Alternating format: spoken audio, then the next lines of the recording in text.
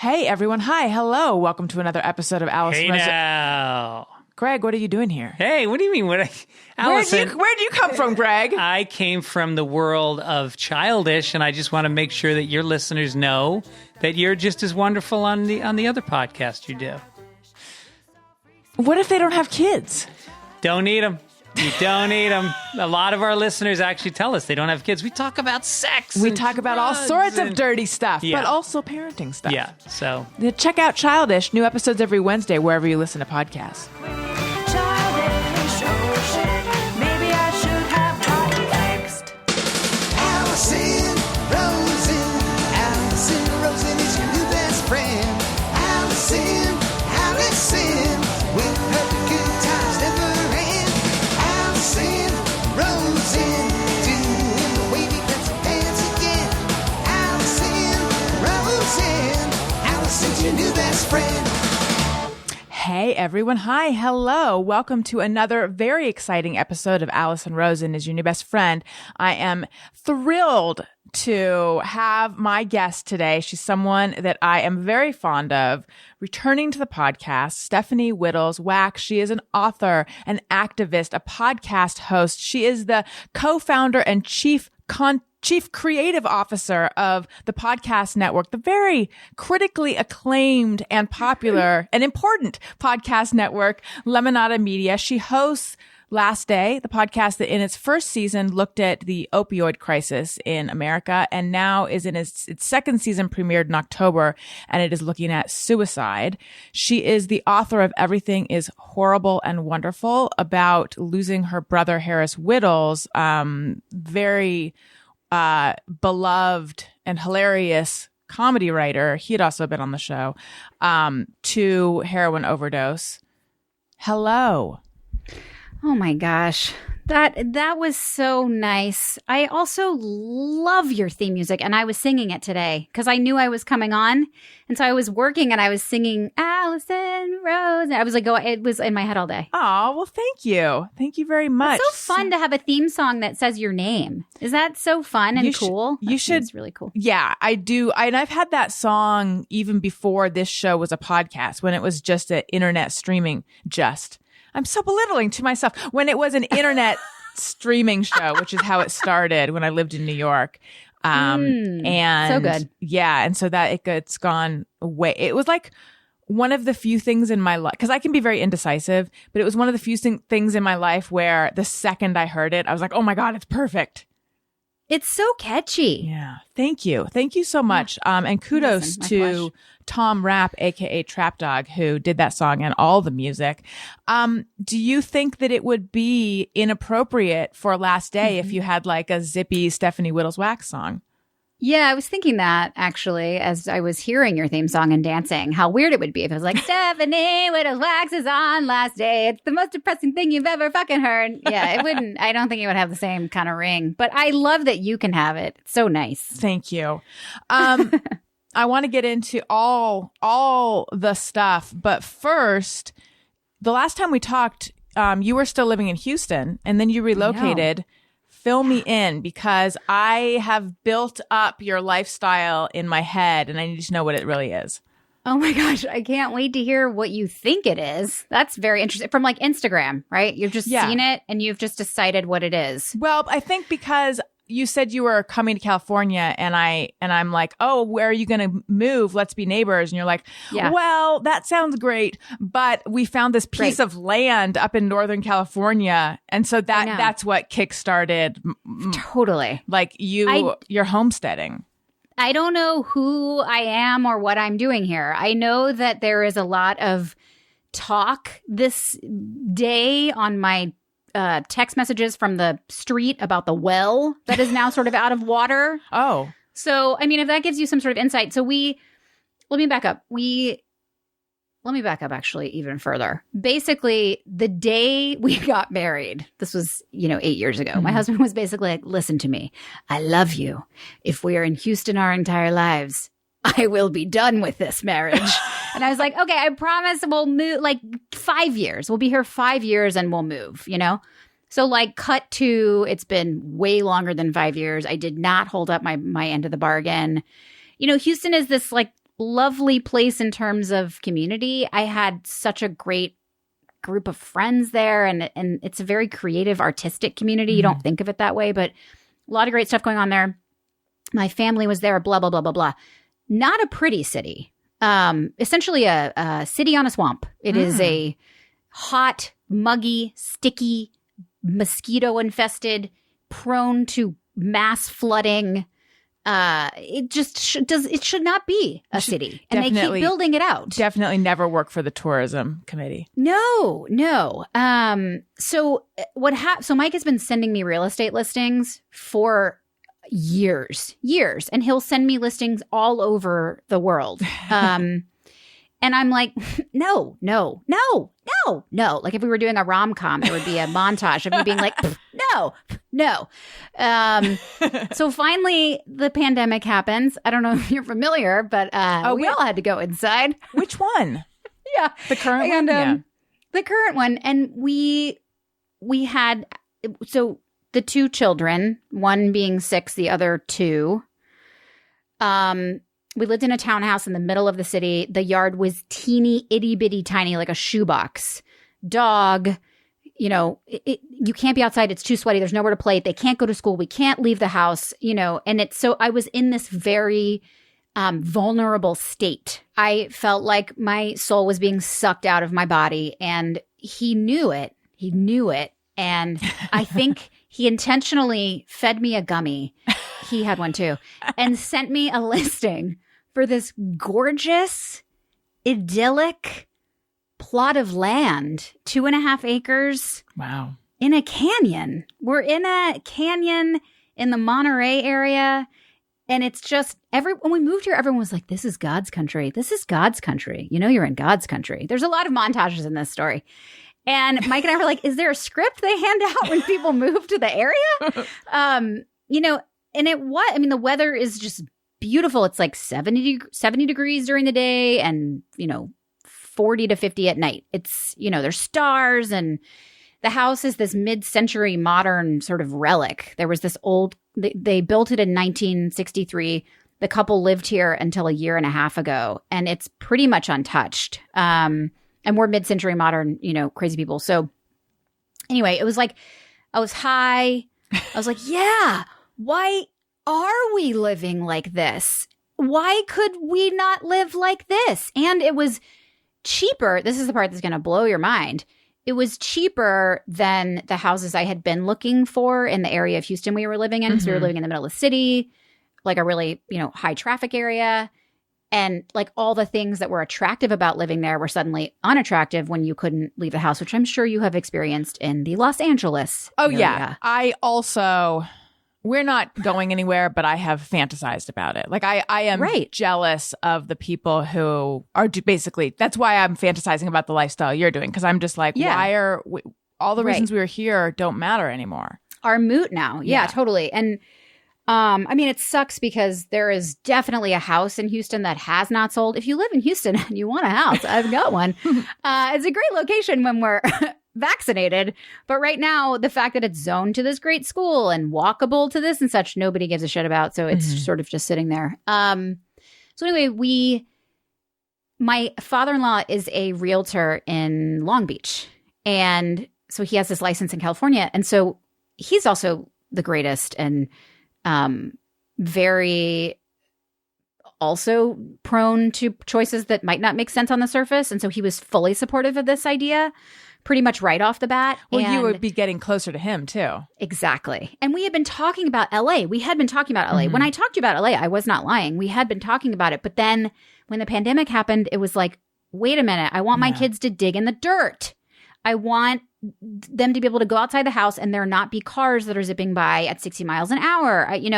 There were these things that I envisioned in this new life. So we got an RV. We rented an RV. Wow. We drove to California with both kids. It was a 2-week thing in the middle of the summer. That was a whole other fucking thing. Like the air conditioner broke on the RV. RVs actually are not made for children. They don't have car seat hookups. So you're basically like crossing your fingers and hoping for the best with the car seat. Like it's just sitting in a seat. It's sitting on the seat and then you're strapping it into basically a 2x4. It is Scary. I still get chills as a Jewish mother when I think about what we did. Uh-huh. I still feel the panic rising in my body as I'm telling you about it. So anyway, and I also have seen your backyard. It's beautiful, and our yard was probably like a fourth of the size of what you currently have. So yes, we do have a suffocating. yard. Mm-hmm. You have a beautiful yard, and there's room, right? So we came out here, we did the inspection. I remember the inspector literally said, listen, I'm going to charge you less for this inspection. He was going to charge us $700. He's like, I'm going to charge you $600 because I only needed to be here for an hour and a half. This is a good fucking house. It's built really strong. You should take this house. I mean, the inspector was just like, take the house. And we were like, all right, fuck it. We'll take the house. I mean, and so we did it. We moved across the country, and Mike works for me. He's our art director. So every creative asset you see for Lemonada, Mike has designed. So we can be anywhere. We can be remote, and we have employees all over the country.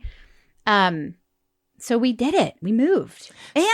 And this is the fucked up part. We moved, and then 2 weeks later had to evacuate for a wildfire. Yes, I remember. Which was a mile from our house. Where did you go?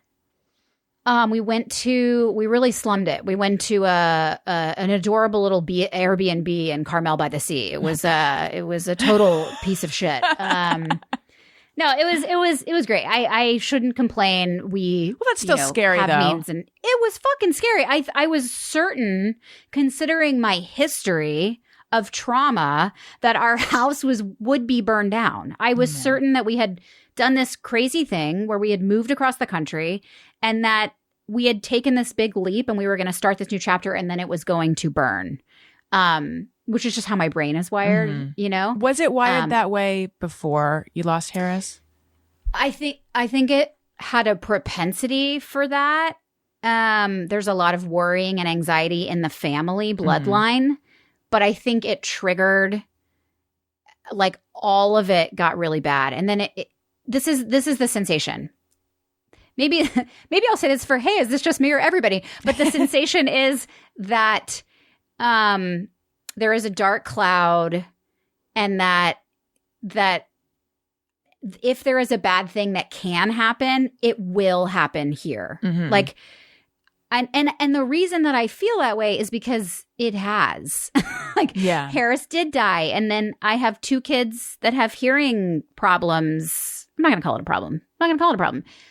Hearing disabilities, and those are 1 in 1,000 kids, and a lot of lightning striking, and then there had not been a wildfire here for 70 years, and then we move here, and within 2 weeks there's a wildfire. So I feel like I'm prone to bad things happening. Right. Do you feel that way, or is that is that something that is just I need to work through in therapy? No, at different times of my life I have, and it does have to do with my proximity to the bad thing having happened. Right. There were a few things in my life where, with my dad's health, where he had a heart attack, and it was one that's referred to as the widowmaker, a big one. And so he was really lucky that he lived. And after that, I remember thinking I think in general, if something, things are going to be it made me sort of optimistic. And then when something happened where it didn't break my way, I was surprised and angry. I mean, along with the grief. And then after that, I mean, I really think that it's whatever the most recent thing that happened is, your brain says that's how it's going to go. Yeah. Your brain writes the script of, this is just the way it is now. Yeah. But the other thing is, as human beings, we're all, starring in our own show. And, I know logically that the world, that I am but a particle, and that the world is doing nothing to me. I know that logically. Right. I feel like I'm fucked, But anyway, so we did move, and the pictures are beautiful. I'm glad that they seem that way on Instagram, because it is beautiful here. Question. You came out in an RV and then you did the inspection. Were you maybe not going to take the house? Yeah. So then what would you have done? Just turned back, had another 2 weeks back to Houston? I mean, we were going to have to do that anyway because we hadn't packed up our Right. house. I We see. basically, it was, at this point, it was still sort of like, okay, Mike, let's humor Mike. Mike is such a great guy. Mike does everything well and good, and he always gets put at the back of the line. Let's go out there and humor Mike on an RV. And then we get there, and I was like, oh shit, we have to move here. Yeah. And yeah, and we did. So do you like it now? It is.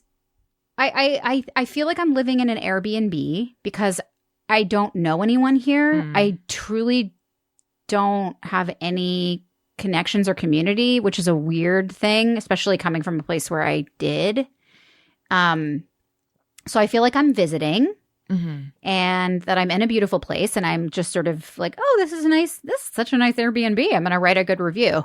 And I think once we can be in the world, I hope that it will feel more real. But right now it just feels sort of like we're floating, Right. Yeah, it's hard. I mean, I realized as I asked the question, do you like it, that it's a real weird time to assess that because it's not real life. I have no idea. I Yeah. mean, Mike asked me the other day, he's like, what do you think? Do you like this? Do you like it here?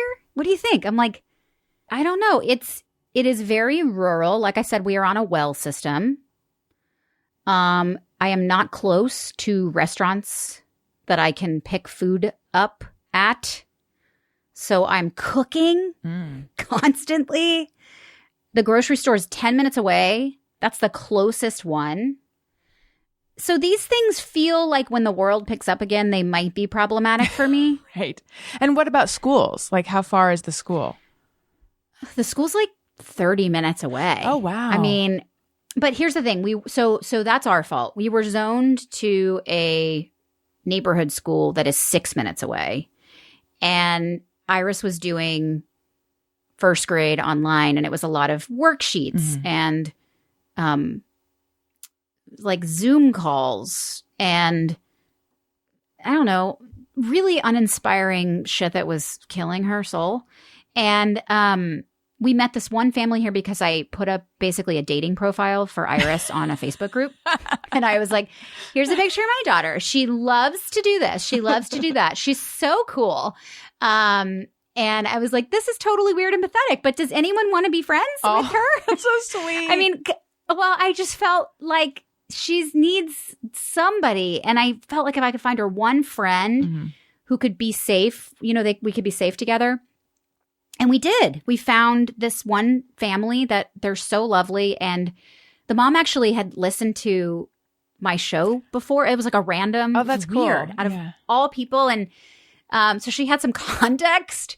Because I don't know if we would be for everyone, I don't know if we would be, we're a little eccentric. So anyway, we totally hit it off with them. Iris has a new best friend, and we do 1-on-1. So they come here one day a week. We go there one day a week. And, they went to this charter school that's a Waldorf school. Oh, yes. I forget what it is exactly, but I've heard good things. Yeah. Oh my gosh. It's a game changer. She started there in October and it's amazing. It's all about kind of digging in the dirt and loving the earth and feeling connected and patience and compassion and love and all these things that I want for her. She's reading. I'm like, I don't really care about that. I feel like she's smart. I want her to be a good person. Yes. So I felt like she was really dying on the vine, like a lot of our children are currently in this pandemic world. Right. And I have this understanding that it will not end anytime soon. And so it's like, well, let's get her in somewhere for this school year. But now that she's in there, I think it'll be a half-hour drive we have to make twice a day. Sadly. Hey, it's only, an hour, but it'll balloon to more. I feel like it does because right. I feel like, and I haven't had to do this lately, but no matter what time I think that we need to leave the house, if I'm taking the kids somewhere, it is we always end up leaving 45 minutes later than that because it just takes forever to get little people buckled in and all of that. I mean, your kids are still really little. Yes. You have Okay, how old are you? 3 and Yeah, Elliot, they'll be 4 and 2. They both have February birthdays, so they'll be 4 and 2 in February. So right now, 3 and 1. oh my God. But the 3-year-old, almost 4-year-old, every day it's a little bit easier. It's Yeah. I mean, I know that 4 is supposed to be a tough age too, but like just in terms of just the chaos of trying to get a 2-year-old to do anything. I mean, I can remember so clearly trying to take him to the toddler class that he did at his preschool before he started preschool. And like he just had this big fit, and I was trying to get him into his car seat and he refused, and he like went tearing down the street and like throwing stuff. And Yes, it was correct. embarrassing and scary. And at least those days with him are behind us. And I think we're heading into them with my second. That is where we are currently with Harry. He is the way that I can draw it out, visualize, express it to you is that we're on this sort of mountain thing, and my mom and dad who are living here now, that's a whole other story. Oh, Yeah. We're like living in a communal are they house. living on your land? They're living in my house. Oh my we have God. 3 bedrooms. They are in one of them. Amazing. And the children are sharing a bedroom. And it is very fucking intense. But my mom was like, every time he runs around the house, he's going to fall off that hill. You have got to build a fence, right? And so she's like every day yelling at me about it. So oh, I'm like, you mean fine. literally you're on a hill. I was like Literally. tucked into the metaphor. No, I am literally on a hill, and there was a chance that he would fall down because he's a terror. Right. And so we built the fence. Then once we build the fence, there's still a little thing that he could we keep sort of like, now we will build a retaining wall. Now we will put in more, because we're trying to stop this person from harming himself. Right. And I think we just have to lean into the fact that he will harm himself. He will, I mean, that is part of like the 2-year-old boy thing. And I hate to gender him in that way, but dude, he is so different than my 7-year-old girl. Mm-hmm. So different. You have 2 boys, so I'm wondering if you have this experience Of them Like they're- hurting themselves? physically, Yes. like running, Elliot is tumbling. less so this way. Owen is very, if it's possible for a 1-year-old to be athletic, like he can throw really well. Like he has really good aim. He's very athletic. His favorite thing to do is to be outside, which is very not Yes. me or my husband. He loves balls. He loves cars, all that stuff. And he Yes. went through a phase where he would just walk up to a table and go, boom. Just boom, his Bash head. his head. Yes, into the table. And he had a bruise under his eye, and it happened on the nanny's watch. And I felt very like, yikes, like what is going on? Why, anytime Right. he gets hurt on her watch, it always freaks. Even though I love her, she's the best. We don't currently have her, but I love her. She's the best. But it was my therapist who's like, little kids get hurt all like this is what toddlers do. Because I was is like, what they do. is there like someone not? Is she not Is watching? she like him? not paying attention? Right. Is there some neglect? So Yeah. I felt horrible about this bruise under. It wasn't a black eye, but it was a bruise in the eye area. And then it finally healed. And then on my watch, he did it again. I was like, you got to be kidding me. So then we just actually took the table out and replaced it with a round table, and he hasn't done it since. But right. yeah. But this is what it's like. You constantly try to protect their environment in this way that just feels futile.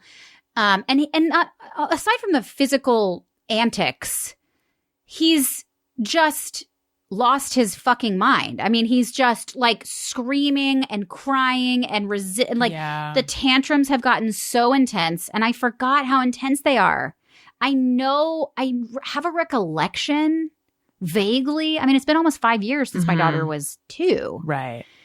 And I don't know. The meltdowns really, they could take it out of you. Yes. I remember, because it feels like it's been a little while now for me too. And the fact that it's going to start up again feels, why me, God? It feels unfair. Even though I definitely signed up I did IVF. I paid a shitload of money for this joy. But I paid for this. that feeling of like, afterwards when everyone's calm, okay, now I need to go in another room and cry. Yeah. Like, it's very intense. It's very intense, and I find it to be exceptionally intense when we are all stuck together. Yes. 24 hours a day, 7 days a week. For sure. I didn't realize that Harry also had a hearing disability. Yeah, he's profoundly deaf in one ear, and he has normal hearing in the other. So it's a completely different type of loss than Iris. Iris has what's called mild to moderate bilateral loss. So she wears hearing aids. She's worn them since she was 6 weeks old. Harry basically didn't develop a cochlea in utero on one of his ears. And so it's not even an option to have technology on the ear. There's nothing to, it's a beautiful prop ear. The most gorgeous prop ear I've ever seen. It's crafted from just the most perfect specimen of flesh. I mean, he's such a beautiful child. But yeah, it doesn't function. What's been amazing is that I have had a lot of, just guilt because we were so aggressively on top of it with Iris and, got her aided and got her early intervention and all this stuff. With Harry, it was like, the doctor was like, yeah, you can't really do anything. And, he'll probably be okay. It was one of those like, he'll probably develop okay. And that just feels so not who I am. I don't want to know I want to do everything I can to make it totally okay. Right. You don't want your kid to probably be okay. No. Retaining wall, fence, all the things. Yeah. I mean, that's just not, no parent is like, I want my kid to probably be okay. Right.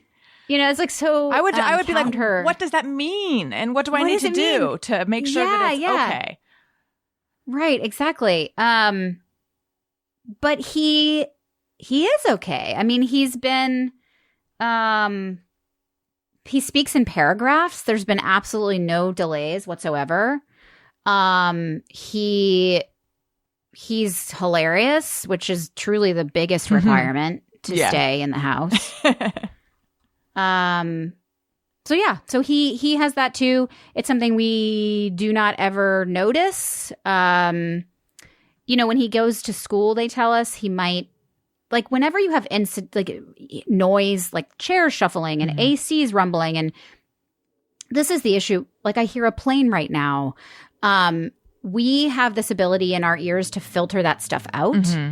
When you have hearing loss of any kind, it just gets a little hard. That's why like noisy restaurants and things like that are hard for people.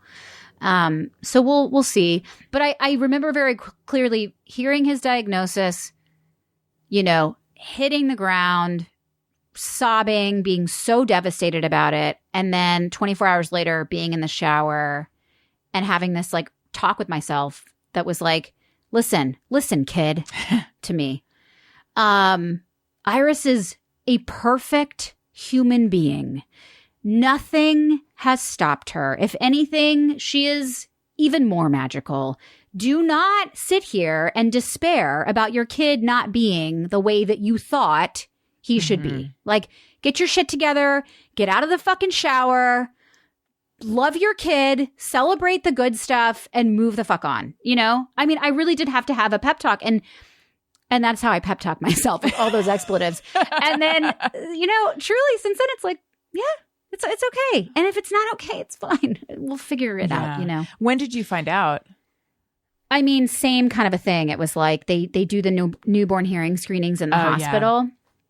And with him, it was so different because with her, I was like in the bathroom. I remember Mike was helping me pee. I was like pulling down the big mesh underwear, and I was dealing with that. And they come in and do all these routine things. One of them is a newborn hearing screening. And with Iris, I didn't even pay attention. I was like, yeah, I don't care, whatever, do it. And then she didn't pass the screen 3 days in a row. By the third day, I was like, oh God, this doesn't feel good. And it was both ears. With Harry, he passed one ear, didn't pass the other. And since that was so different than hers, I thought, I had this false hope. Yeah. I thought, because I had a C-section, maybe he has fluid in the one ear. Because Iris never passed a test in any ear. And then because we already had relationships with the audiologists who were incredible, I was able to say to her, can I come in to your facility in a few days when I'm out of the hospital and you can retest him with all your better equipment? And I love you and trust you. And, and so she ran the test again. And I remember the first thing she said to me, she was like, well, and I knew, because I'm not new to this. This was not my first rodeo. So I know when it takes a long time that there's a problem. Right. I know. And the other thing is the way they do hearing tests is that they play these beeps in the ear and then the brain registers the sound and you see a wave on the screen. Well, I was hearing these very loud buzzes, like very loud through the earplugs in his ear. So I was thinking, oh shit. Like they have it cranked up. That's loud. I'm like, oh God, that's not good. Yeah. So I was sort of prepped for it. But the thing she said to me, she said, okay, he does have a hearing loss, but it is a very different kind than Iris's. And that's sort of how she laid it out. And she showed me the paper and she said, this ear is totally typical. This ear is profoundly deaf. And I was like, okay. And then our pediatrician was like, yep, you got struck by lightning twice. And I was like, cool, thank you so much. Thank you for your time. But yeah, it's, again, it's like something I did not anticipate being part of my life. But it's a pretty small part now. I mean, Iris, like her battery dies, she changes it. She loves her hearing aids. They're sparkly. They have purple and pink glitter on them. What could be better? So let's talk about last day. Oh my gosh. Yes. On to the next. How did you decide what the second season would be focused on? So we knew early on that we wanted to talk about epidemics that are getting worse and very stigmatized and really hard to understand and explain. So things that you constantly see on your Twitter feed and you scroll by, but you're like, oh God, statistic. And they don't hit you on a human level. Those are the stories we're interested in telling. And we kept getting, in season 1, we would get emails from people where addiction, overdose, suicide, mental illness, depression, all of these were sort of part of the same world. So we always sort of had it in our mind that we would be going there next. And then once we got to the end of the season, it was very clear. It just felt like we'd gotten enough emails about it and feedback about it that it seemed like we would be able to talk about it.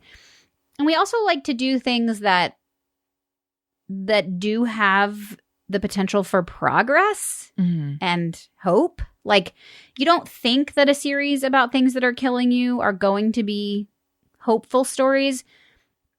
But what I really like to sort of tap into is that it doesn't have to be this way. If we could do things better from a systemic level all the way to the way that we deal with things in our own families. And when I say better, I am not pointing the finger at anyone, because I am one of those families, which I think is what softens the blow of the show a little bit, is that I'm not ever saying like, oh man, you guys really blew it. Because if that's the case, we did too. I think we're all blowing it as a society. So the shows are heavy, obviously, but also I think hopeful, because we always talk about solutions. So that's why we decided to do suicide. And how was your experience different, your personal experience of doing the show different from the first to the second? Oh man, massively different. The first one, I was crying I was on the journey. I was the one who was going like, what did I do wrong? What could I have done differently? How did this happen? And I learned so much from episode 1 to episode 26 in season 1. I learned so much more about addiction than I ever knew or understood. And now when people are like, what are the 5 things you learned? I can be like, boom, boom, boom, boom, boom. Here are the things. Also, caveat, we could have done all of those things differently and Harris still could have died, right? I mean, that's the thing. I don't want anyone to ever listen to the show and be like, well, if I do all of this, it will end okay, because there's a lot of variables, and that's what we're learning to do in the show. So the first one I was just very personally in the middle of. This one has been a different experience because I'm kind of on the outside of it. And I'm like reporting it in a way that feels like there's a barrier there that I think is good for me. But then there have been moments where I just am openly weeping on an interview with people, where it's just like, I feel, one loss is like another loss in ways. Like one tragic loss, I can feel so empathetically, I can feel that, I mean, they are obviously very different, but so there are moments that feel really hard. I am sort of grateful that there's a little bit of distance this season because I don't think I could have done any more of what happened the first season.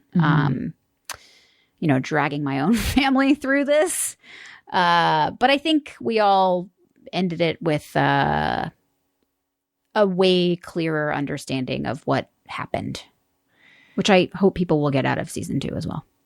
So,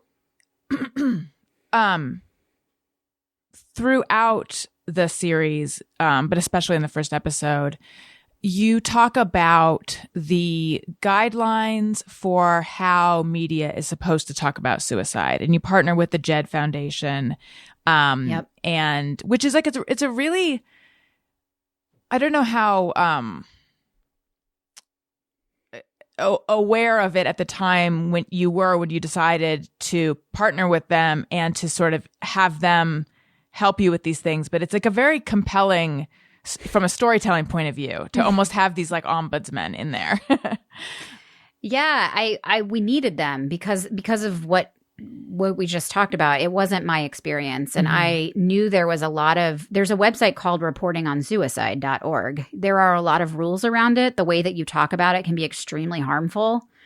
And I certainly didn't want to make anybody's life worse. I didn't want to tap into someone who was already struggling and suffering and drive them somewhere they shouldn't go. Right. And so the Jed Foundation was critical. I did not feel I was not going to move forward with season 2 without a mental health professional on the team, without someone who had a ton of experience dealing with this particular topic. I felt really out of my depths. I'm not a journalist. I am not a mental health person. I went to theater school. Like I am a creator, but I felt like this is literally life and death. And they've been really helpful in the way that, like, you hear us in the show, they'll be like, that's a shitty idea. Don't do that idea. And we'll be like, no. I mean, well, tell us why, and then they'll sort of highlight all of the pitfalls, and then we'll weave that into the storytelling. Part of how we like to tell stories is to talk about the process of telling the stories. And, we didn't plan for them to be characters in the show, but I really like how they have become characters in the show.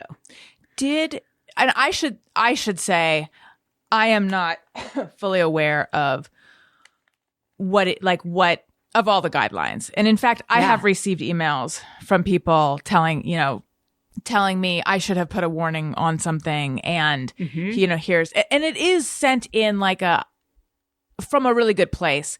And I should have read it. I just haven't. But so as I talk now, I am aware that I may step in it in different places.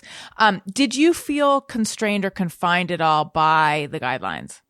Not at all. In fact, I felt annoyed by the guidelines at first because I was like, ugh. Like, I'm not a journalist. I feel annoyed by all guidelines. Let me just preface that with, I do not appreciate rules of any kind. My husband will tell you. I get very insulted by them. Don't put me in a box. So I felt that kind of rebellious thing that I typically feel. And then once you dive into them, you realize, okay, this actually, if we can use these as constraints, then that actually is helpful to sort of have a framework to work within. And Jed was really helpful with that as well, because the guidelines are really overwhelming. I mean, I'm on the site right now. Yeah. I pulled it up. So it's like a very long list. Avoid there's an avoid column and an instead column. So it says avoid, describing or depicting the method and location of the suicide. And in the very first episode, we talked about the Golden Gate Bridge, and the Jed Foundation was like, you are breaking that rule. And we were like, we are, but we're doing it intentionally because we want to talk about the rules in episode 1. You know, and so I've learned as we've gone on that I've internalized them in this way that I never, ever now say committed suicide. Never do it. It's not in my vocabulary anymore. It has been erased from my vocabulary. Instead, I say died by suicide. And the idea behind that being that committed suicide is glorifying. It's like a crime. It's a crime. Okay. It's like you committed this. You did something. Got it. Know. And it plays into this stigma piece that's so entrenched in the conversation. Even the trigger warnings themselves are something that we really unpacked in the first episode.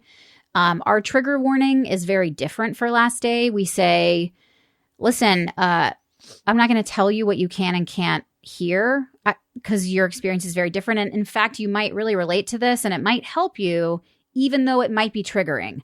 Something that is triggering could actually really sort of help if you feel it resonates with you. It can help with your growth. It can help with your self-reflection. If you feel overwhelmed, press pause. We say press pause. Take a walk, take a breath, come back. To take days to listen to an episode if you need to.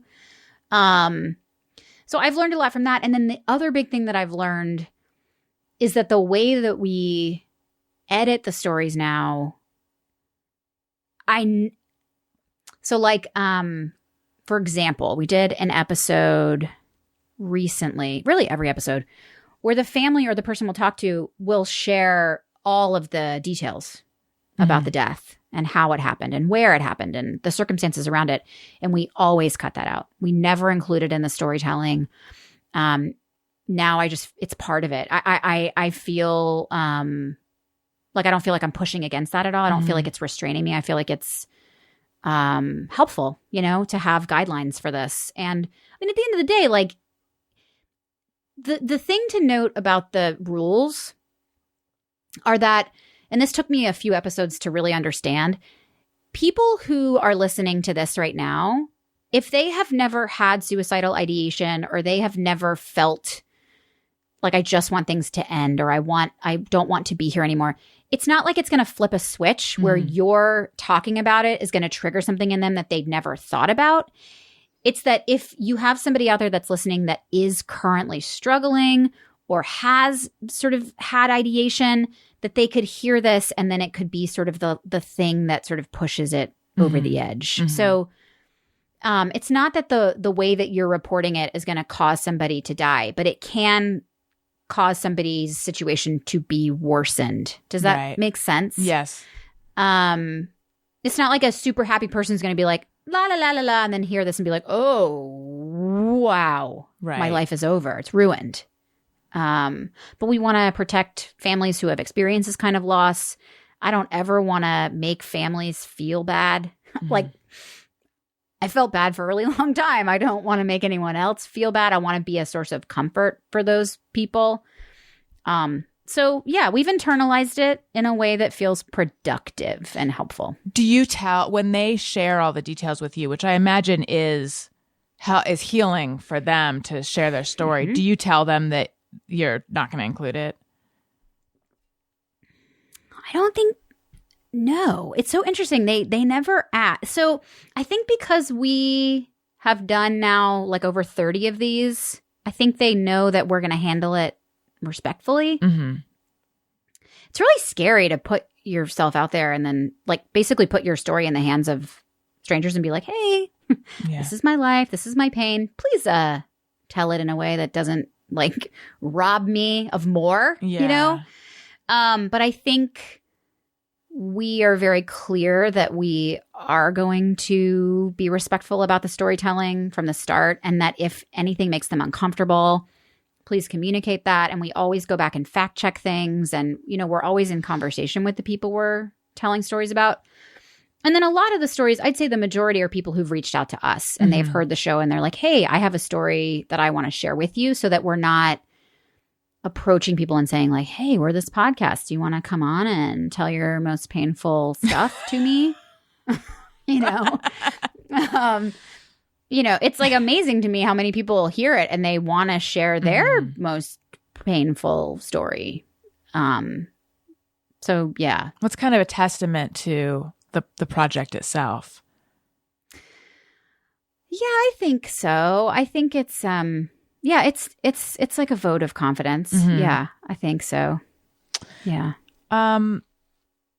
If you think you may be depressed or you're feeling overwhelmed or anxious, BetterHelp Online Counseling offers licensed professional therapists who are trained to listen and to help with issues, including anxiety, depression, relationship conflicts, LGBT matters, self-esteem, and more. Simply fill out a questionnaire to help assess your specific needs and then get matched with your counselor in under 48 hours. Everything you share is confidential. Easily schedule secure video or phone sessions, plus exchange unlimited messages to communicate with your therapist at your convenience. Something I always like to underline is that if you don't feel like it's a good match with your therapist, you can let them know and you can change as many times as you want. I think it's really important to point that out because people might be worried to start up with a new therapist right now, thinking like, oh, what if it's not a good match? I don't want to be committed. You are not committed at all. They will get you to the right person. BetterHelp is an affordable option, and our listeners get 10% off your first month with the discount code BESTFRIEND. Get started today at BetterHelp. That's betterhelp.com/bestfriend, betterhelp.com/bestfriend. Talk to a therapist online and get help.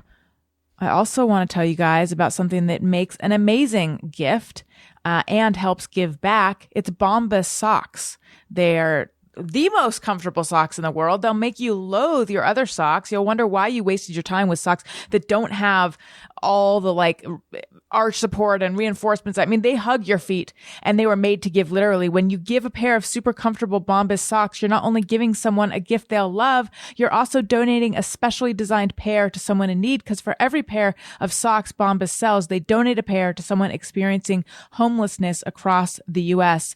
And socks are the #1 most requested clothing item in homeless shelters. So the generosity of giving Bombas will make a meaningful impact this holiday season. And I'm not overstating it. They're truly the best socks ever, and they really will make you'll want to clear out your sock drawer so you can fit more Bombas, and you can yell at your old socks for not being Bombas. From comfort to kindness and everything in between, Bombas aren't just givable. They were made to give. Go to Bombas, BOMBAS.com/bestfriend today and get 20% off your first order. That's Bombas, BOMBAS.com/bestfriend, Bombas.com/bestfriend. And also Rothy's. Stephanie, do you know Rothy's? Do I know Rothy's? Are you wearing them right now? They're super stylish. They're super comfortable. They're comfortable, washable, sustainable shoes. They're made from recycled plastic water bottles. And I thought, well, I don't want crunchy shoes. They're not. It's amazing. They're like super soft. They're the only shoes that I know of that you can wear right out of the box and you don't get blisters. And they're super stylish, available in a range of styles.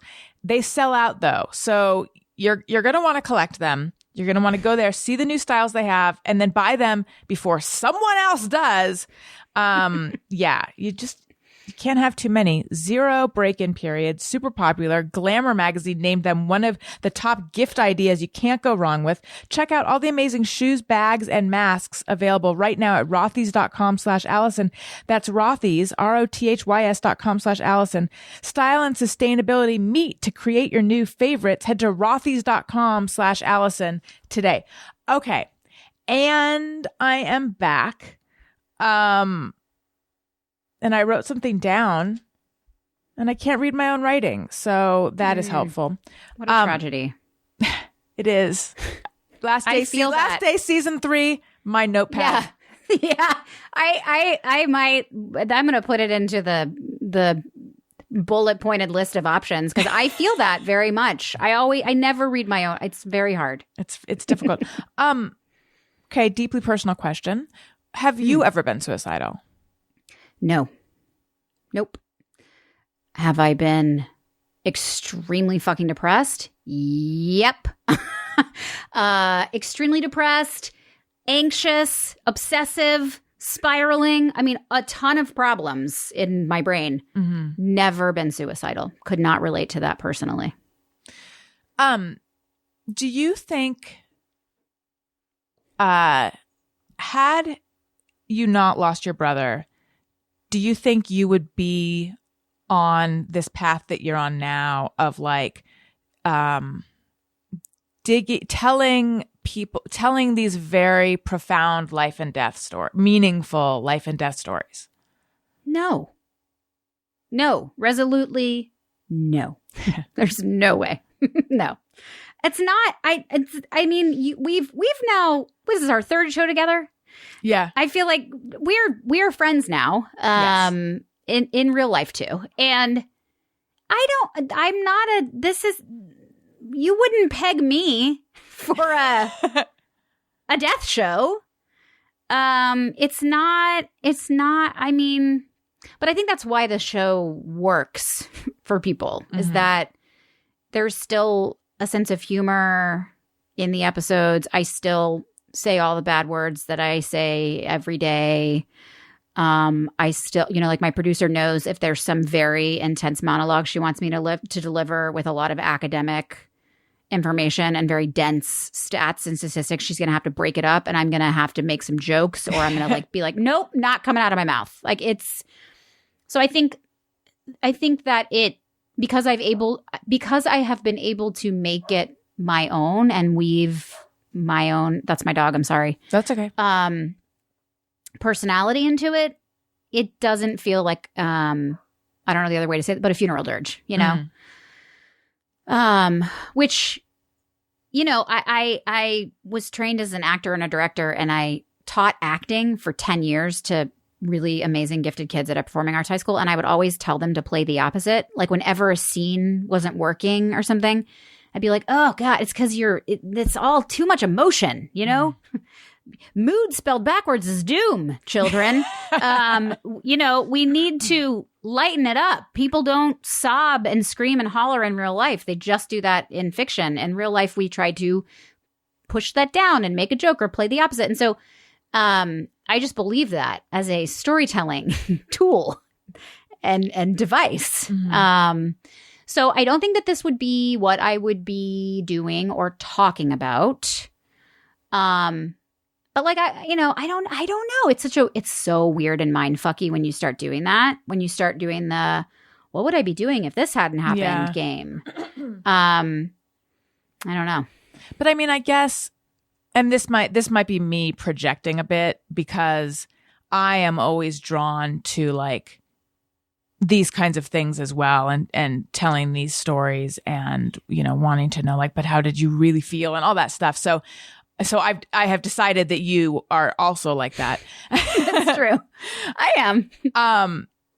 And I'm wondering, were you? I mean, I know that specifically the podcast network and specifically the podcast, that is an outgrowth of your experience. But were you drawn towards that stuff before? Yeah, for sure. I mean, I was a theater director. Right. Very dark. No, that's life's rich pageant right there. All the tapestry. Yeah, I mean, totally. There was a lot of feelings that I had always. So yeah, this isn't out of my wheelhouse. It's just, I don't think that I never would have met Jess.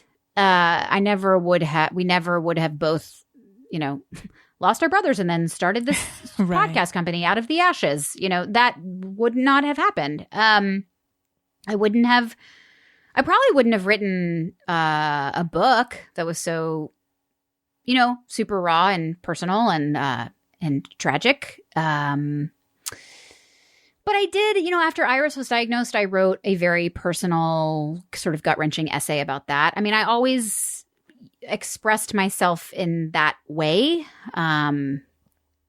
But I don't know if it would be about these topics necessarily.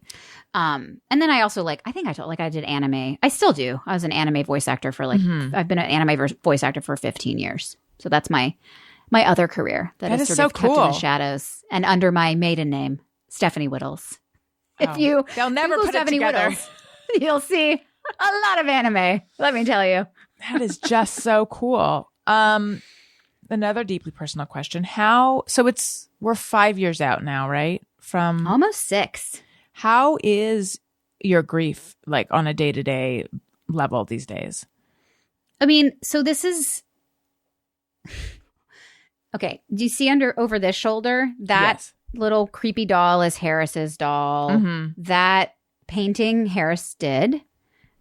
This boat is his. He's right over there. Aw. There he is. Oh, who did that painting? Some artist did this painting of him. It's so beautiful, isn't I it? love it. Isn't it so Yeah, good? I really like it.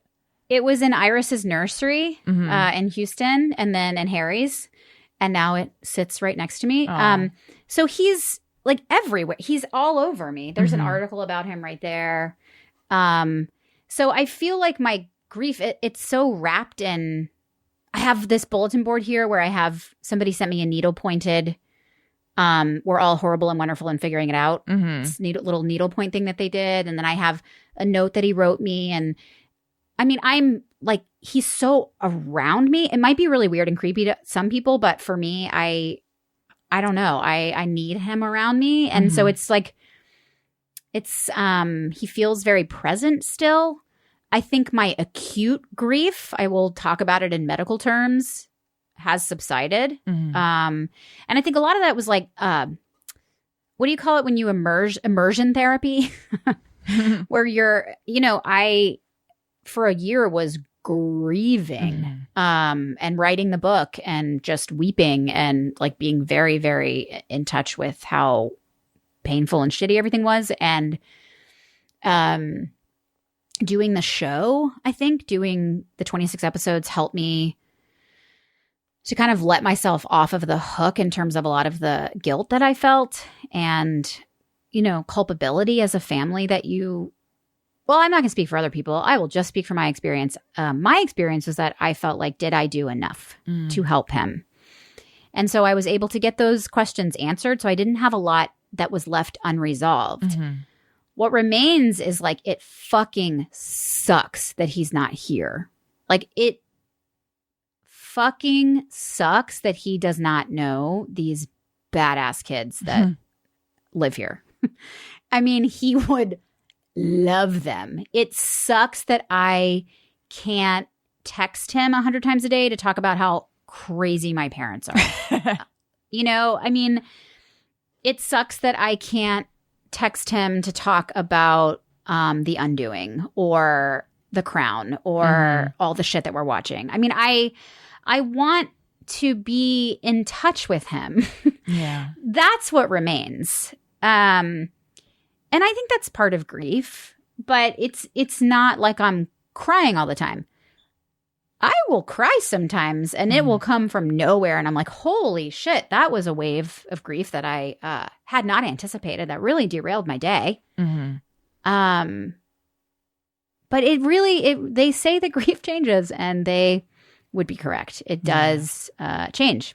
And we did an episode 3 of the show, which I talk about all the time because it was really intense. And I still think about it constantly, but it was with Dr. Jeremy Richmond, who died by suicide 7 years after losing his daughter in Sandy Hook. And we talk a lot on the show about how that acute period of grief, especially if you've lost a child, a lot of people who lose children end up feeling that more intensely 7 to 10 years out because there's this delayed. Right, because the community isn't around them anymore. Exactly. And people just sort of, it's like, this is just the way it is now. And when you kind of accept that this is the way it is now, that's a whole other layer of grief. So I don't know how it will be, next year. I know that right now, that is where I am with it. And also, Iris talks about him all the time. I mean, she's like constantly talking about her Uncle Harris, and he's just like really alive here for us. So how is it with your parents in the third bedroom? Okay. Your eyes. If anyone wants to see, actually, let me just switch the view so we can for sure see your eyes. YouTube.com/Allison Rosen if you need to see Stephanie's reaction to that question. Okay, there's some ripping your face off motions happening. Yeah, I'm like, I know my mom's going to listen to this because she listens to everything because she's such a good mom. But it's fucking intense. Like, she would tell you the same thing. had no desire to be a 70-year-old nanny. And yet, here we are. She had no desire to move across the country. And yet, here we are. I think it is a very profoundly difficult time. I think if we had to be separated from them, it would be a lot worse, though. I mean, I think us being on top of each other certainly has its drawbacks. But I think ultimately, if we were having to socially distance from them, it would be awful. So I'm grateful that they are here. My dad has Parkinson's. If you want to hear him talking, I put him on episode 4 because we're talking about senior suicides, which actually seniors are the most at risk for suicide. It's not portrayed that way, but they are. Yeah, I didn't realize that because whenever I hear of a senior committing suicide, I'm always like, what? Because in my mind, for some reason, I think of it as a sort of like schizophrenia tends to affect a certain age group. I think that that's when it would happen, but no. Yep. We like to depict teenagers who are angsty and die that way, which does happen, obviously. But really, in fact, middle-aged white men and seniors are the most at risk.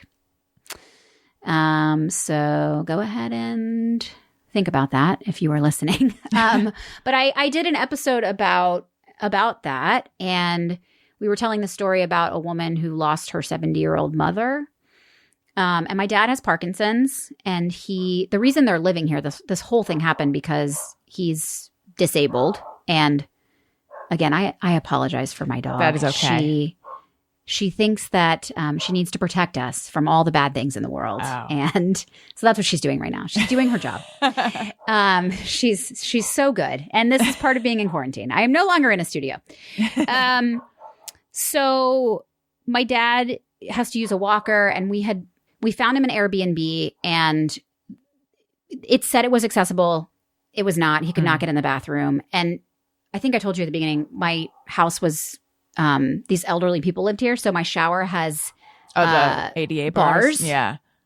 And it's like very accessible. So it was like this moment where we realized that they were now here. They were now living in California with us. That that he could not go to the bathroom in the Airbnb that we had rented for him, and that there was only one option. We all had that happen to us at the same moment. It was like, all right, well, let's do it. And so they've been here since September, and they have a place that they're fixing up in Carmel, which is beautiful, but it's not going to be ready till probably January. Big eyes again. We're getting some big eyes here. Let me make sure that they can see the big eyes again. These are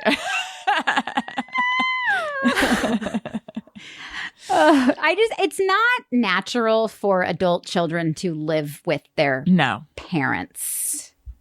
It's not. It's just not natural. We are doing the best we can, and I think that we will survive. My dog might not survive.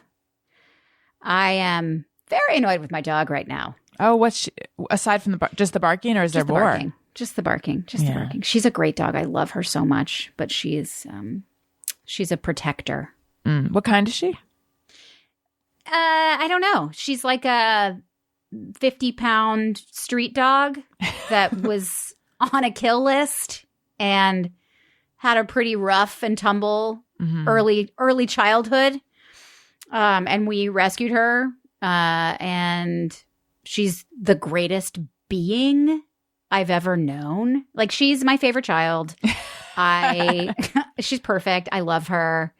But I think because she was a street dog, she looks ferocious. Like, when she's coming at you and she's barking, it feels very scary. That's actually good. I mean, not for she's you. So but gentle. No, I know. It's good. I read an article years ago that said they interviewed all these robbers and criminals. And they had said the scariest deterrent is a dog. Yes, I feel like I've heard that. Scarier than any alarm system or anything. So she does serve that purpose. But yeah, she's a great addition to the family. I do love her. Her name's Una. Una. That's so cute. Yeah, she's cute.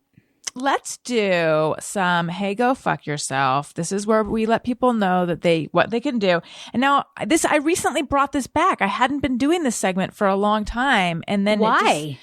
Why? It's so great. Thank you. Why did I stop doing it? It started because I was bitching to 8 years ago, bitching to my husband, Daniel, about some shitty tweet I had gotten or something. And he's like, why don't you call him out on the show? And I was like, ooh, that's good. And then I worried that I was encouraging that kind of stuff by like shining a light on it. But then it kind of morphed into now it still can be like an individual person, but it's other stuff too. And I don't know why I stopped. Some kind of lapse in judgment. Thank you. I love it. Thank you. I'm scouring my text messages for the one that I have brought to the table. Oh, great. Well, while you do that, I will play this. Great. Hey, go fuck yourself. All right. I love all your music. It's so fun and podcasty. You. Once again, shout out to Trap Dog. I love you, Trap Dog. It's great. Okay, so how does this go? I just share it with you? Yeah, and then at a certain point you just go like, so listen, so and so, and then I'll play that. Oh, do I get to say? Oh, you say, so listen, and then you play it? Yeah, but if you want to say the words, you can, and I'll play it after. Incredible. Okay, I'm loving this game. Okay, this feels very therapeutic. Okay, so like I said, we are living in the country, and all in all, people here are tremendously nice. Like there is this sense that the South, Southern hospitality, and I did sense that when I lived in the South. However, like when we moved here, someone dropped off jam. They picked up some moving boxes and dropped off jam. Another person like brought us a welcome to the neighborhood card. I was like, what? Who has the time to write a card? Right. Also, I don't want your germs. Please don't give me your shit. But it was, very thoughtful. So we're on this well system with 5 houses, and it's sort of off on this road. And you become very intimately connected with the people on your street in a way that I had never experienced living in the city with city water. Where like if one asshole on the block uses too much water, it like drains the well. Or if there's a leak on someone's property, it impacts everyone. And we experienced this like very soon after we moved. And so there's a lot of like group text messages about the well and about water consumption. And then there is this bill that gets sent out. This is like a total sidebar here. I'm just setting the scene for you. No, I'm just it's like good. Giving you context. Yeah, no, I need to be enraged. Okay, good. So there's this bill that's sent out, and they list everyone's water usage. Like it's so public shaming. It's like, and we use the most because we have the 2 children who have to take baths, and we have a lot of laundry, and we have like when you have little kids, you use resources more. So then we're always sort of, the context is I think that this neighbor that I'm about to talk about thinks that we are absolutely the worst. Like I think she hates us is what I think. And like every time she goes outside, the dog does run towards her and tries to like, and barks at her. And I can tell that she's like, get your beast away from me. Get your children away from me. Like I could just tell she's like, they've lived here since 1999. We've moved in next door. Now there is a lot of space in between the houses, but it feels like, it feels like she's like, eh. That's my vibe that I'm getting. You don't feel embraced. She didn't bring you jam. No, she did not bring us jam. I'd be waiting. Now for her the husband jam. her husband seems like chiller. So she might listen. If she's listening to this podcast, I apologize that I'm saying all this about you, and let's get together from a distance and hash it out. But basically, she breaks away from the group text that we usually like do on the well. And she breaks off to me and Mike just so it's the three of us. Here's the text. I'm going to read it to you. Can't wait. Don't mean to be nosy. Ugh. Thank you.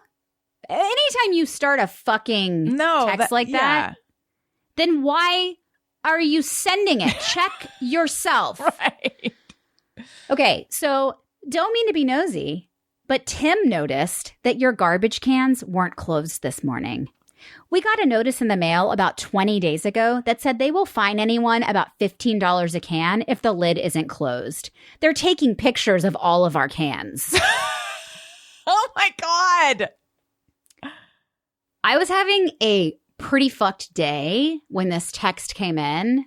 So I did not take well to it. Mike responds. Mike, again, what a saint. Mm-hmm. We all know Mike is the fucking saint in the relationship. He responds, "Oh, we didn't see that!" Exclamation mark. Thanks for the heads up. Ugh. Then she texts a picture of the goddamn flyer that I also got in the fucking mail 15 days ago. Okay? And like, here, so this is what I said. Yeah, we accumulated a lot of trash over Thanksgiving. Plus, we always have lots of diapers that have to go in the trash! Exclamation mark. We'll be more cognizant. But what I meant to say to her was like, I have a 2-year-old. Like they give you this tiny little fucking can, and we have. I recycle. I have 2 giant recycling bins that I fill up every week as well. You know, we are using more resources than I would like. But anyway, that would be.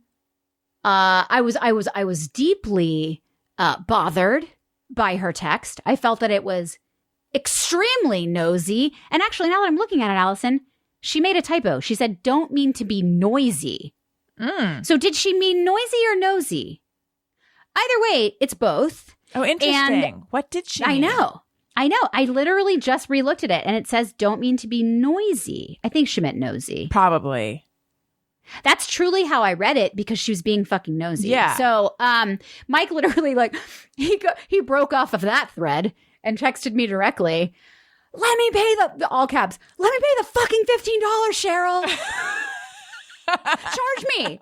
And then he's like, I'm calling Waste Management now." So we call Waste Management and he got a bigger can for us. Good. But anyway, that is my go fuck yourself for the week. Cheryl. Hey, go fuck yourself.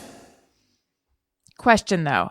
It's just you guys who get the $15 charge, right? Or is it everyone? Yes. It's just you. So then why she really do you care? Does she think she's being helpful? This is what my either mother or father said. They're blending together now. I don't know which one it was, but one of them said, "Well, maybe she's just trying to help." I was like, "Oh, go fuck yourself too." Yeah. Hey, if you're taking Cheryl's side. Hey, go fuck yourself. I mean, don't you feel that is just a completely like bogus, bananas, crazy thing to send to somebody? Especially if you don't know them. And we live next door. Like, Right. Why do you want to sour the relationship? Right. I come from a stock that I'm like, I don't give a shit what you do. I truly do not care. If you want to accrue $17,000 in garbage fines, I don't fucking care. It does not matter to me. Like, do what you want. As long as it's not harming me, do what you want. Is it if you have so much trash that it pushes the lid up? Yes. So you felt trash shamed. Yes. I feel water shamed and trash shamed. Yeah. Ugh. Yeah, I would want to shake that one off too. I do. It was icky. Is she kind of like a Karen? No offense to Karens. Yeah, I don't. Yes, I would imagine so. I would imagine so. Yes. I actually suspect she was trying. Well, no, I was going to say she's trying to be helpful, but I think she's using the trying to be helpful as a way of just climbing up your buns. It's just such a different person than I am or that I am accustomed to that it's really hard for me to try to suss out her motivation. I feel a little bit like she's like, got my eyes on you and you're trash. Yeah, like I got your number. Yeah. Like you think that well, they're taking photos and you know who else is? I am. Like she's... Right. So, I do think that I think they have grown children, I think, which makes me feel even more. I'm like, dude, you see that I have little kids. Like, when you see a mom with little kids, don't you just feel I see you. I know you're struggling. Right. Why would you? Maybe she just is so far away from it that she doesn't recall the amount of poop that is in my garbage can in diapers. Right. You know? I have a shitty kid. I mean, there's a lot of shit in the can. How does this well system work? What is it like? I don't understand it.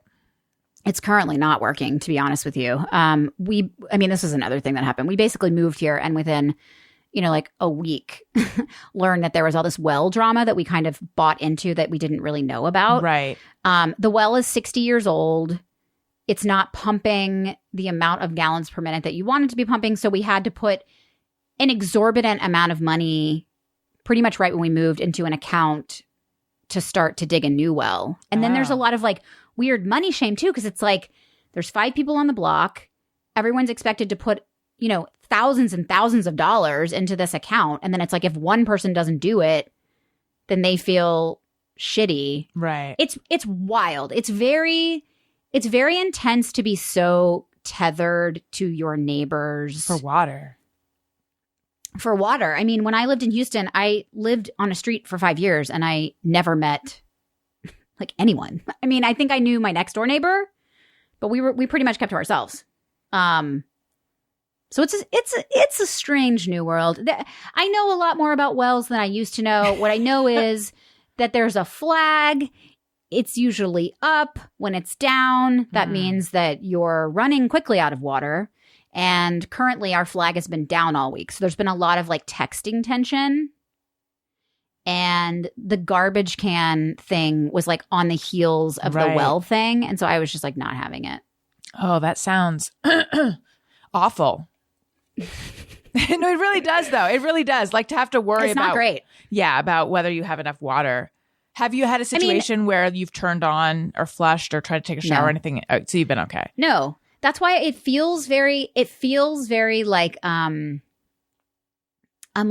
is there a problem?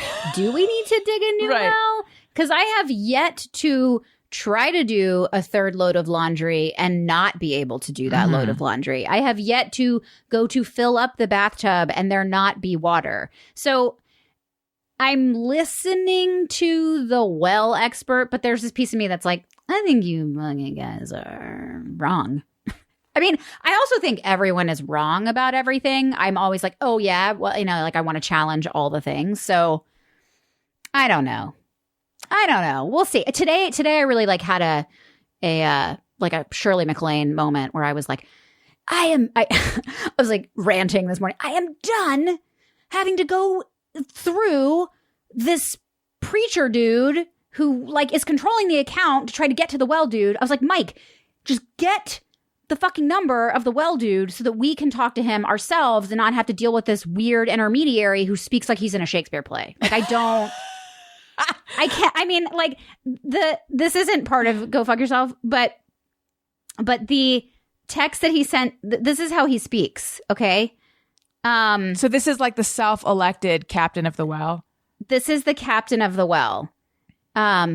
I just spoke with Jason moments ago here on Friday. He indicated his ability to come to us this afternoon for pump function, and tank repair. I'm why?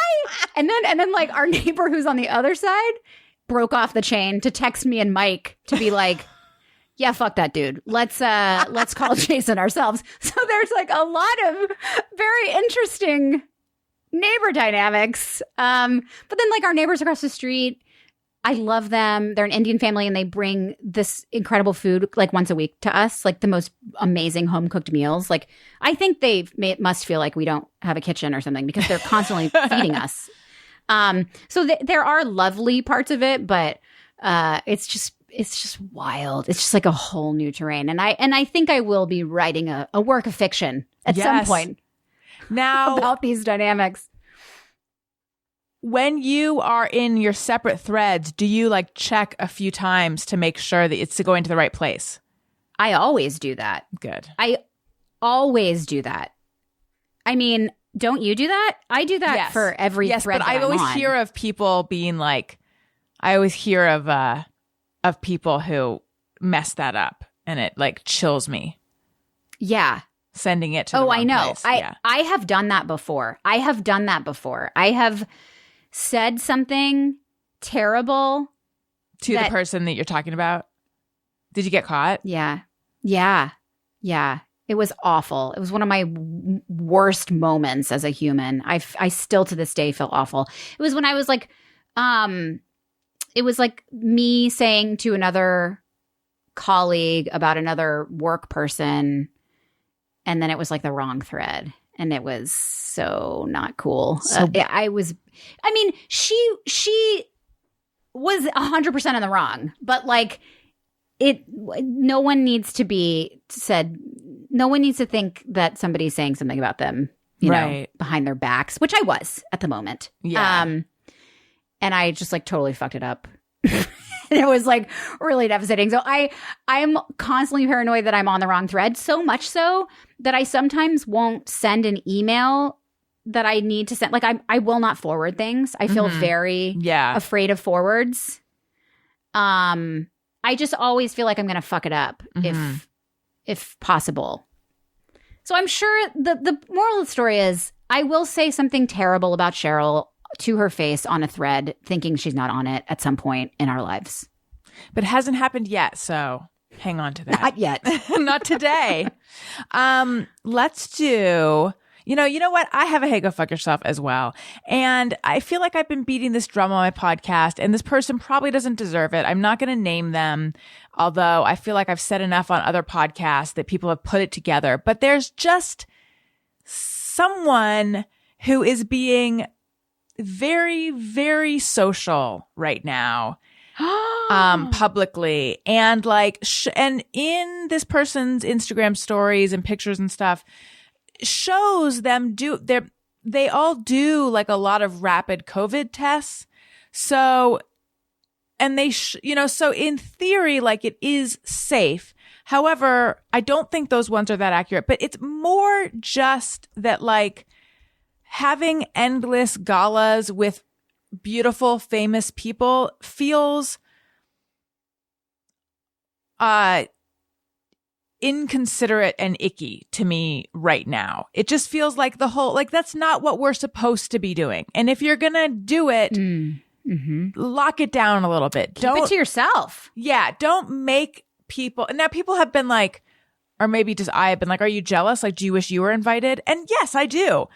But I'm not. So therefore I can stand here and say, hey, that is very not what we're doing right now. Oh my gosh. Hey, go fuck yourself. Yeah. I don't know. It just strikes me as like in a famine, taking lots of pictures of yourself, like with your buffet. Are we talking about Kim Kardashian, or we're talking about someone else? It's someone else. Just happened. Yeah, but but I mean, she is like that too. Like, I feel like there's a lot of fabulous people who are like not going to let a pandemic stop their fabulousness. And it bothers me. Put your fabulousness on ice, I say. All right. Do you have a Just Me or Everyone? And let me play that song. Great. Sometimes I ponder on something I have thought or done. Is it just me or everyone? All right. Now, I do accept Just Me or Everyone's on Twitter, so tweet them to @ARIYNBF and use hashtag JMOE for Just Me or Everyone, and we will talk about your JMOs, but also I like to get them from my guests. I'm so sorry, Allison. That is okay. Literally just got A text from Cheryl? a voicemail from her husband, Tim. Do you need to listen to it? No, I don't want to listen to it. I have like PTSD. Sorry. I was just like, I never would have done that, but we were literally just talking about the people. I'm like, why are you calling me? God. Does your phone transcribe? My phone stopped transcribing. Yes, that's what no, my phone transcribes. So he's asking about, hey, Stephanie, this is Tim. And Mike was looking for some firewood, and we got a wood-burning stove, and I've got some links that are too long for my wood-burning stove. If you want them, Mike can call me. This is country life.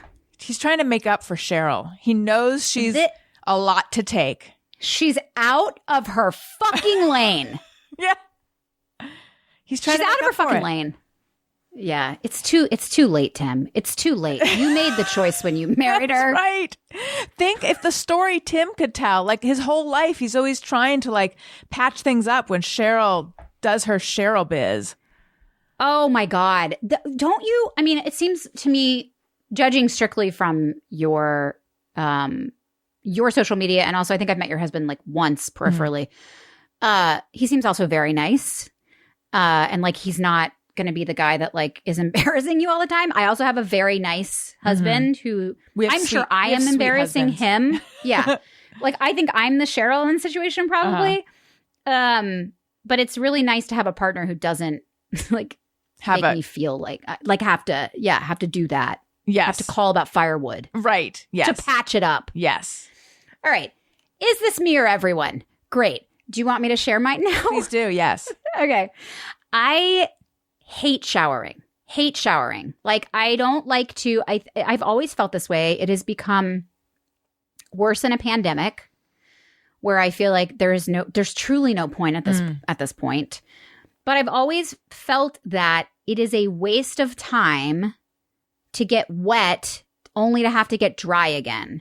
It feels like, it feels like, just a waste. I don't know. And the thing is, Mike and I have talked about this so many times in our marriage, but I don't smell. I don't have like a very, I mean, I think he would tell me. He is very nice, but I think he would be honest. There's not a pungent odor, right? I can see like my hair at some point. I'm like, okay, I need to wash my hair and, this isn't socially acceptable, I assume, to be. But like, I don't think, like my dad, this might be genetic. He showers at this point like once a week. He's like once a week showering. He's also very smelly, so he should probably shower more. But it is not my belief that I am producing the amount of body odor that he's producing. But I know like a lot of people love to get in the water. Like Mike showers every day. He likes to shower. So I don't know. I guess that's is it me or everyone? Like, does everyone think showering is annoying or is it just me? I'm sure it's not just you, but it's not everyone. My thing with showering is I've realized when I'm in the shower, I really like it. Like it really feels good. I like the warm water. I feel like I'm getting clean. And then when I'm showered, I'm really happy that I did that. For me, it's sort of like pressing a reset button, like especially if I'm feeling depressed or something. It makes me feel like I'm doing something. However, the amount of stalling before getting in the shower is incredible. And I think to myself, why am I resisting this? Like I'll get back into bed and give myself a little nap so that like just to reward myself for the shower I'm going to take. Like, why do I treat it, given that I like it, why do I act like it's something I really don't want to do? And I think it is the idea of like having to take off my clothes and then get cold and then get wet. And it's like, there's nothing inviting about that, even though I like it. No, I know. Well, somebody told me, my friend from high school sent me, this is like, I wish I was this person. And I do aim to be this person that sends cute, adorable gifts to people that are so thoughtful. I would love to be. I'm so not that person. Handwritten notes. I am so not that person either. Yeah. But she sent me this beautiful body wash that's like very expensive and indulgent, and I would never ever fucking buy something like I buy CVS brand. Do you think it was a hint? Body soap, possibly. She lives in a different city though, so I don't think she can smell me. But it was like this lovely, gorgeous bottle of soap, and then the note said, take a shower every day. It's like a liquid nap. She called it a liquid nap, and I thought that was so cute. She's wrong. It's cute, but she's wrong. Yeah, I agree. This is the thing. I don't ever have time. I think maybe before I had children, it was different. But now I don't have time to shower in the morning because I have kids who are all over me and they're in the bed in the morning. Every fucking morning they're in the bed. And then like the second my son wakes up, he's like, I want this, I want this, I want barking demands. And so there's no time to do it in the morning. So that means that I have to do it at night. And I work so many hours. Like I'm still usually working, you know, I work like 12 to 14 hour days at this point. So it's like when I finish the day, I want to lay in bed and watch TV. Yes. That is all I want to fucking do. I don't want to spend time getting clean or getting in the shower and then having to, you know, have wet hair that's then going to be on the pillow and then get the pillow wet. And then my hair's going to look shitty the next day because I slept on wet hair. And it's just a whole thing. People don't get it. It's just a whole thing, Allison. Get it. That's just. I get it. Thank you. Yeah, I totally get it. That's a really solid one. Yeah, there are people who just hop in the shower. Like my producer, Tony, who's listening to this not right now, but will be listening to this right now. You know, we've gone through this. He takes a shower every day before he checks his, I don't know, his phone might go with him into the bathroom, but like he gets up, he goes in the bathroom, takes a shower, and then starts his day every single day. He must not have children, right? No, he doesn't. Yeah, I mean, I think that is a luxury. Yeah. Yeah, Tony, feel bad about it. Yeah, Tony. Go fuck yourself. Oh, yeah. Tony. Hey, Tony, with your, I just take a shower every day. Hey, go fuck yourself. Take that, Tony. Yeah. No, I'm just jealous is what I am. I do think that there was a time in my life before what it is now where I indulged myself in showers and daytime television and naps and going to the gym and investing in my self-care. And now I am who I am. And it's like there's no going back. An ongoing funny thing that happens in this house is that when I take a shower, my husband or like if I shower, if I'm about to shower, he'll be like, are you doing a podcast today? And I'm like, no, why? And he's like, why? He literally said this. Why are you taking care of yourself? And I was like, is it that infrequent? He's like, yeah. I know. I get that too. They're like, why are you wearing pants today? Why are you, why do you look like that? I'm like, right. Oh, how the mighty have fallen. I know. My daughter like accidentally stumbled on my wedding video on my mom's phone the other day. And so we were watching it and I was like blown away by how pretty I looked and how put together and how like thin and how just fresh. And then the joy that I felt, that I was just dripping, with joy. Yeah. It was just truly like, holy moly, things have changed. not that I don't feel joy, but man. I know what you mean. It's just wild. It's like, wow, I lived that day. There was a day where I was that happy. Wow. Amazing. Yeah. And it's showered. Interesting. I've now hit day. Oh, sorry. Go ahead. I said I took a shower that day on my wedding. That's what my wedding day. Yeah. Yeah, I've now hit a stage in life where I can look back at photos and like see them in a because it's not like I haven't periodically looked at old photos, but now I look at them and like I see the person I was. Like I was a child then. I was. Yeah. Just, I don't know. Everything looks different. I feel like the pandemic fucking with us. Too much time. It's a bad time. It's a bad time. It's bad and it's hard and it's not going to be over. I know. Anytime soon. I know. On that fun note, I have to say it was so delightful connecting with you. Thank you so, so, so much. I always love having you on the show. We are real friends, so you have to come back. I know we are real friends. And I also genuinely like coming on your show. Thank you. I feel like when I see that on the calendar, I'm like, oh, yay. It's always fun to talk to you. So I feel the same. I'm glad Tell that you keep wanting me to come on. Tell everyone where they can find you. Okay, you can find Last Day on all the places you get this podcast: Spotify, Apple, Stitcher. I never do Spotify first. Interesting. Apple, Spotify, Stitcher, Google Play. I don't know where you get podcasts. Wherever you get them, you can get Last Day. We have 10 shows at Lemonada, 10 podcasts, and you can find all of those at lemonadamedia.com, and it's Lemonada.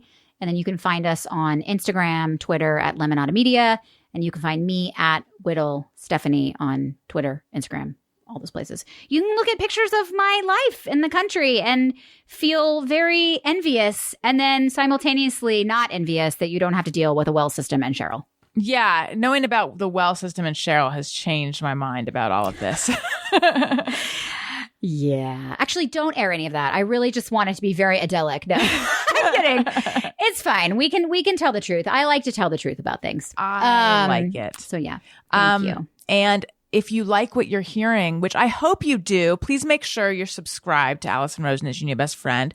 And I'm gonna use your language. I'm begging of you. Please click 5 stars, leave a nice comment wherever you're listening. It helps out the show so much. Also check out my parenting-ish podcast that I say ish because you don't have to have children to enjoy it. And I'd say like half of our listeners don't. That my parenting podcast that I do with Greg Fitzsimmons, it's called Childish, and I'm on Patreon, patreon.com/Allison Rosen. Bonus episodes each week. I do a Zoom party live stream, all sorts of fun stuff. I'm also on Cameo. And make sure you're subscribed to me on YouTube as well, youtube.com/Allison Rosen, because I'm basing my self-worth on those numbers. So help me stay above water. Did I leave anything out? No, I feel oh my God, that is so much. You're so impressive. I feel like that is a lot of things. Thank you very much. I feel like I need to do what you, because you don't say it on each episode, right? You just play a thing that includes all those things. Yep, I've got my credits. Yeah, and they just play them each time. I was inspired to do something similar, but right now it's just you're getting the real live plug-a-thon. I love it. And I agree with her. You go and subscribe to all of that stuff that she just said. And all the stuff thank you. That she said. Yes, exactly. Right. And also, I also derive my self-worth from my numbers. Yeah. So you need to know that every time you don't listen or subscribe. Right. That we are in the corner shaking and rocking and feeling completely worthless. That's right.